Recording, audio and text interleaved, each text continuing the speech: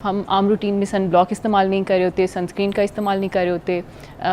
एक ये बड़ा मिसकंसेप्शन है कि हम घर के अंदर सनस्क्रीन इस्तेमाल नहीं करेंगे। मेरे खुद पेशेंट्स बहुत सारे कहते हैं कि हम तो बाहर नहीं निकलते, तो हम सन ब्लॉक क्यों इस्तेमाल करें, हम तो हाउसवाइफ्स हैं, हम घर में रहते हैं, हमारा सूरज के साथ कोई सामना नहीं है। लेकिन ये बताना बहुत ज़रूरी है कि हमारे घर में आजकल जो लाइट्स यूज़ होती हैं वो LED लाइट्स हैं। LED लाइट से भी ऐसी ही UV रेज़ निकलती हैं जो कि सूरज से निकलती हैं, तो वो मिलाज़मा कॉज करने का या छाइयाँ कॉज करने का बहुत बड़ा सबब है। तो आपने ये अपनी रूटीन बना लेनी है कि सुबह उठते ही, चेहरा धोते ही सबसे पहले आपने सनस्क्रीन लगाना है।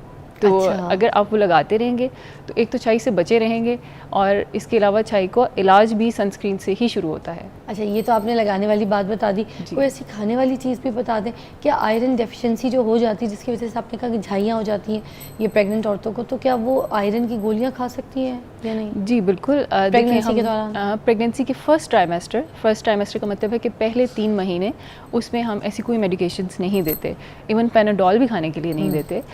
लेकिन जैसे ही आप 3rd मंथ आपका गुजर जाता है तो फिर सेफ़ होता है, उसमें हम ताकत की दवाइयाँ, आयरन की गोलियाँ और इवन विटामिन D और C भी स्टार्ट कर सकते हैं और कैल्शियम भी स्टार्ट कर सकते हैं। तो ये रेगुलर होता है। सारे गायनोकोलॉजिस्ट जो हैं वो आपके 2nd ट्राइमेस्टर से आपको आयरन की गोलियाँ या कैप्सूल्स देना शुरू कर देते हैं। तो अगर आप वो रेगुलरली लेते रहेंगे तो छाइयों से बचे रहेंगे। तो डॉक्टर साहब ये बताइए कि छाइयाँ जो है सिर्फ चेहरे पे क्यों नमूदार होती हैं? सबसे ज़्यादा चेहरे की तो या तो इस एरिया में होती है या आँख के बिल्कुल पास, ये डार्क सर्कल ये नाक की जगह पे कुछ लोगों को, या पूरा ये चीक भर जाता है छाइयों से। जी बिल्कुल। What is this all about? Like, इधर ही क्यों है, चेहरे पे क्यों निकलती बस है? ये समझ लें कि हमारी जो एशियन स्किन है, आपने देखा होगा कि अंग्रेज़ों को कभी छाई नहीं होती, उनको फ्रैकल्स होते हैं, फ्रैकल्स, लेकिन उनको छाई नहीं होती। नहीं। ये छाई जो है आप समझें कि हमारे साउथ ईस्ट एशिया की बहुत कॉमन डिजीज़ है, और अल्लाह ताला ने इसको हमारी स्किन टाइप में यानी कि थोड़ी सी ब्राउन या गहरे रंग की स्किन में रख दिया है, और इसको हम कहते हैं कि ये सन एक्सपोजर से मोस्ट कॉमनली होती है। तो जैसे ही आपका सन एक्सपोजर बढ़ता है तो चूँकि आप देखें बाकी हमारी स्किन जो बॉडी के पार्ट्स हैं वो ढके हुए होते हैं कपड़ों के अंदर, तो ये चूँकि मोस्ट एक्सपोज पार्ट है, आपके सूरज डायरेक्टली इन जगहों पे उसकी शुआएँ पड़ती हैं, तो इसलिए मोस्ट कॉमन साइड जो है छाइयों की वो आपकी चीक्स होती हैं या ये फोरहेड का एरिया होता है। अच्छा जी। इसकी अलामात क्या क्या होती हैं जब किसी को हो रही हो और बिल्कुल नई नई स्टार्ट हुई हो, तो वो कैसे पता चल सकेगा कि ये छाइयाँ ही हैं?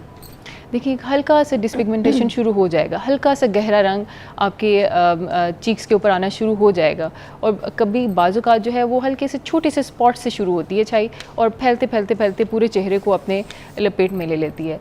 तो जैसे ही छाई शुरू हो या आपको लगे कि बहुत छोटा सा स्पॉट बन रहा है या हल्का सा रंग तब्दील हो रहा है आपके चीक्स के ऊपर या माथे के ऊपर, तो फ़ौरन से सनस्क्रीन सबसे पहले लगाना शुरू कर दें। उसके बाद अपने डर्मेटोलॉजिस्ट से मिलें और फिर इसका मुकम्मल इलाज कराएं। अच्छा, छाइयों की शिद्दत को कम करने के लिए क्या विटामिन C अच्छा काम करता है? जिस तरह के इनके मार्केट में सिरम्स हैं, कोई क्रीम्स हैं जो विटामिन C से भरपूर हैं, तो क्या वो छाइयों को कम करने में काम है?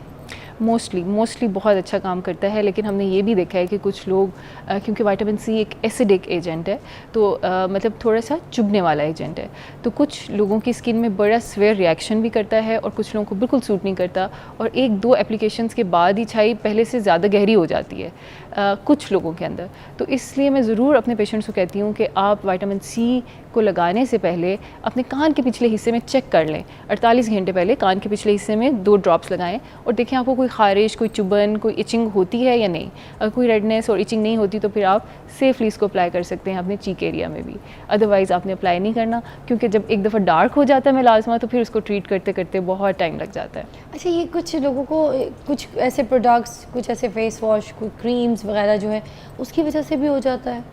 जी बिल्कुल। अनफॉर्चुनेटली ये कोई रिएक्ट करने की वजह से होती है क्रीम, या फिर रिएक्शन तो नहीं कह सकते, लेकिन हमारे कुछ फार्मूला क्रीम्स हैं जैसे मरकरी वाली क्रीम्स जिसमें बहुत ज़्यादा मरकरी सल्फेट जिसके अंदर हो, स्टेरॉइड्स एंड मरकरी। अच्छा फिज़ा पील्स अच्छे हैं, लेकिन हमने जितना पढ़ा, जितना देखा, जितनी रिसर्च हुई, हमारी एशियन स्किन पील्स के लिए नहीं बनी।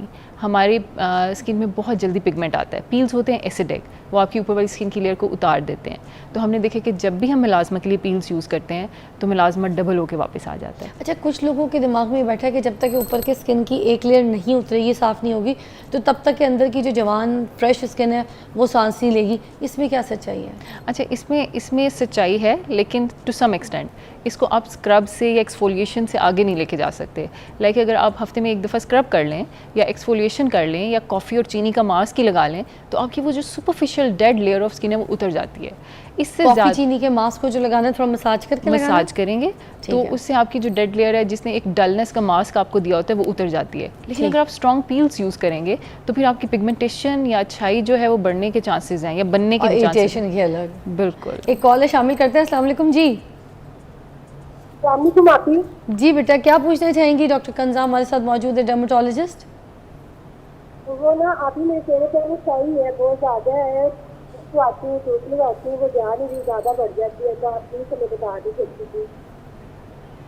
चेहरे पे छाइयाँ हैं काफ़ी ज़्यादा, कैसे जाएंगी?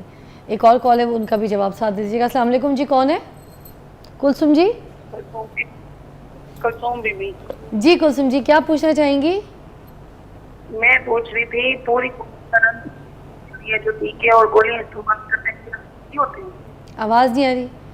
पूरे जिस्म को वाइट करने के लिए कुछ क्रीम्स और कुछ गोलियां खाई जाती हैं, ठीक है, इस्तेमाल होती हैं। उसके बारे में बता दें, अभी आपको बताते हैं। जी बताइएगा, पहले तो ये बता दें, जिस्म गोरा करने वाली गोलियां और कुछ क्रीम्स होती हैं तो जी बता बिल्कुल दें। बिल्कुल ऐसे वाइटनिंग एजेंट्स हैं हमारे पास, लाइटनिंग एजेंट्स हैं जो कि चेहरे की और पूरे जिस्म की स्किन को गोरा कर देते हैं और उसमें खाने वाली दवाइयाँ भी होती हैं। जैसे कि आप सबको पता है कि whitening injections glutathione exactly glutathione और विटामिन सी, कोलेजन और पेप्टाइड का एक कॉकटेल बनाया जाता है जिसमें विटामिन B12 भी होता है। ये कॉकटेल जब हम वीकली बेसिस पे लगाते हैं कुछ अरसे के लिए तो चेहरे की एक अगर रंगत। ट्रिप है तो वो कितने कॉस्ट की लगेगी? अच्छा, ये डिफरेंट है मेरे ख्याल में, ये ब्रांड वाइज होता है कि आप इटालियन ब्रांड यूज़ कर रहे हैं, आप कोरियन ब्रांड यूज़ कर रहे हैं, तो इट्स अकॉर्डिंग टू ब्रांड, तो कोई एक फिगर देना इसमें मुश्किल है। ब्रांड बता दें, इटालियन ब्रांड का कितने की कॉस्ट का लग जाएगा? अच्छा जी, इटालियन ब्रांड जो है ना वो 7 to 10,000 में आपका और एक American सेशन हो brand? जाता है। अमेरिकन ऐसा काम नहीं करते। अच्छा, ऐसे काम ही नहीं करते वाइटनिंग वाला, वो तो होते ही गोरे। जी जी। अच्छा, और जो कोरियन ब्रांड है वो वो इससे थोड़ा सा कम कर लें इसको।